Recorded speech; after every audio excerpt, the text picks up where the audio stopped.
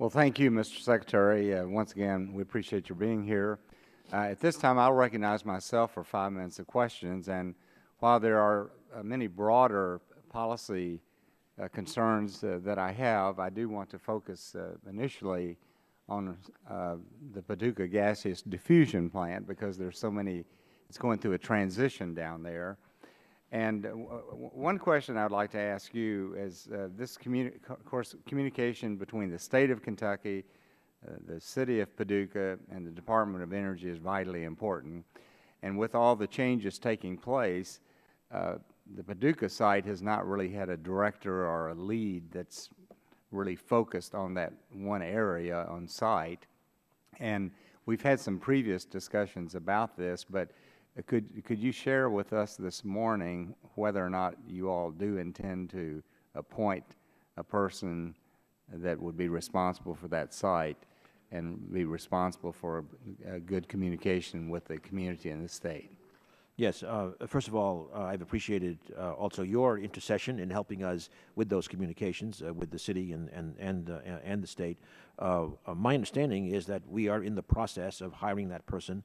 Why don't I get back and check exactly on the status of that and get back to you promptly. But you do feel like we do want to have a dedicated site manager at Paducah. Thank you, sir. Thank you. Now, the FY14 budget for the Paducah area, the cleanup and everything, was around $265 million. And it's my understanding that not all of that money is going to be able to be spent this year. But it's my understanding that the Department of Energy would have the option of directing some of that additional money for cleanup. And as you know, with USEC coming to an end, a lot of people are losing their jobs down there.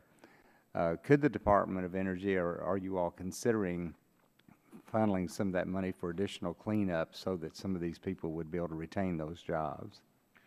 Well, we are, Mr. Chairman, we are working to try to speed up the contract discussions. Typically, these large environmental management contracts, they're complicated, they're very long-term, they have very, very large contract amounts, are 12 to 14 months. We're hoping to get that down a little bit shorter so that we can have that turnover early in the fall, and we're working hard on that. That's, I think, the reason why we anticipate having some carryover funds. We're trying to exercise what we can this year. I understand the concerns, but we will have carryover funds for sure. So I think also in the context of our FY15 request, I think we will have a strong program. But when you're referring to the IDIQ contract, yeah, and did I understand you to say that in September, or did you? September-ish is what we are trying to push to get that contract concluded. Okay. Well, of course, that remains a priority for all of us involved with this issue. So we do appreciate your focusing on it and expediting it as much as possible. We were able to beat the schedule last year on another issue. Right. Hopefully, we can beat the schedule this year, but we're trying. And also in the FY 2015, there's talk in the budget about transitioning the facility into a cold and dark state.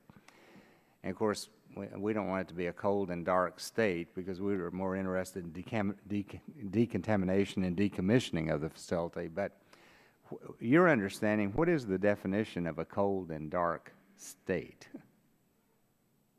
for a facility like that? I can't say that I've, to be honest, really focused on that, but I would say that it means I think we need to have the facility in a stable, safe condition without compromising the eventual D&D activities.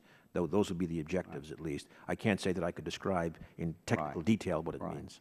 But it is the goal to decontaminate and decommission rather than leave certainly. It in a cold that is certainly a requirement. Absolutely. Yes. Well, Mr. Secretary, thank you for helping clarify some of those issues. I appreciate that very much. And